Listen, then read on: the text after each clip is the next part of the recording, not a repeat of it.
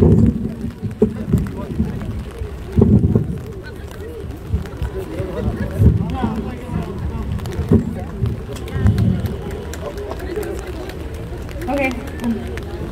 Hi everyone.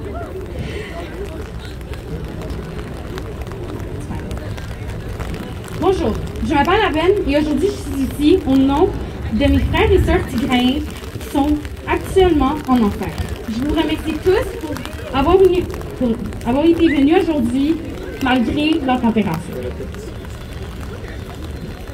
Depuis le 4 novembre 2020, le premier ministre éthiopien non élu Abiy Ahmed s'est mobilisé avec l'assistance de 4 armées séparées, l'armée éthiopienne, l'armée érythréenne, les forces spéciales Amhara et les forces spéciales Afar, pour déclarer une guerre contre 7 millions de Tigraïens. Depuis le 4 novembre, les troupes érythréennes et éthiopiennes ont forcé plus de 70 000 Tigraïens à chercher refuge au Soudan et plus de 2 millions qui ont été déplacés à l'intérieur du pays. Qu'est-ce que le gouvernement canadien fait? Rien. Le Tigré traverse actuellement la pire crise humanitaire au monde depuis la dernière décennie. Pendant 227 jours, le premier ministre Abiy Ahmed et le dictateur érythréen commet un génocide et commet des crimes contre l'humanité contre mon peuple. Au moment où nous parlons, ils ont armé la nourriture, créant des famines artificielles, aussi en utilisant du viol comme arme de guerre pour massacrer des millions de civils. Les soldats éthiopiens et érythréens ont rendu presque impossible aux organisations humanitaires pour rentrer à l'intérieur du Tigré pour aider mes frères et sœurs qui ont actuellement rien à boire, rien à manger. De plus, ils ont volé et confisqué des biens et des fournitures humanitaires du Tigré qui sont venus de nombreuses organisations pour leur aider durant ce génocide. Nous sommes officiellement dans le pire cas avec 5,2 millions ou 91% de la population ayant besoin d'aide alimentaire urgente. L'UNICEF nous a mentionné la semaine passée que 30 000 enfants sont au point de mourir car ils n'ont aucune nourriture. Et non seulement la nourriture, mais le viol est utilisé comme une arme de guerre pour démoraliser les Tigraïens et leur traumatiser, leurs femmes, leurs enfants et les générations qui leur suivent. Nos femmes et nos filles se font violer, se font agresser et ils n'ont aucun respect quand ils se font attraper par les hommes, les armées.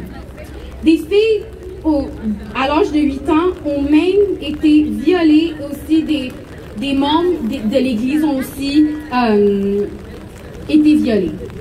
Les massacres ont de plus en plus de preuves de soldats éthiopiens et érythréens, massacrent et attaquent également des civils tigraïens dans toute la région. Ce tuage est systématique et mène à beaucoup de morts. Nos demandes sont les suivantes. L'Éthiopie est l'un des principaux bénéficiaires à l'aide internationale du Canada pour baisser les finances. On commence entre l'Éthiopie et le Canada. On exige un cessez-feu immédiat. On exige de retirer et vérifier les forces d'invasion éthiopiennes, érythréennes et Amhara. On force le gouvernement éthiopien et érythréen à ouvrir l'accès aux humanitariens pour aider ce peuple. Je vous en prie d'aider tout le monde qui ont eu un trouble avec ce dommage et j'aimerais que vous le publiez sur vos réseaux sociaux, sur Instagram, sur Facebook, sur Snapchat. Ça aiderait beaucoup pour réfuter le message à tout le monde. Maintenant, ça va être au tour de Lydia pour présenter. Merci beaucoup.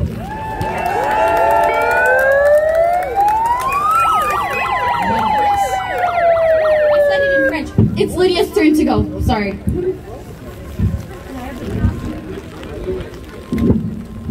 My name is Lydia Adamu and I'm one of the members of the Tigrayan youth in Ottawa.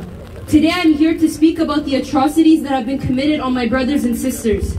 The innocent people, youth who should be in schools but are instead in constant fear of starvation, rape, death, and being alone.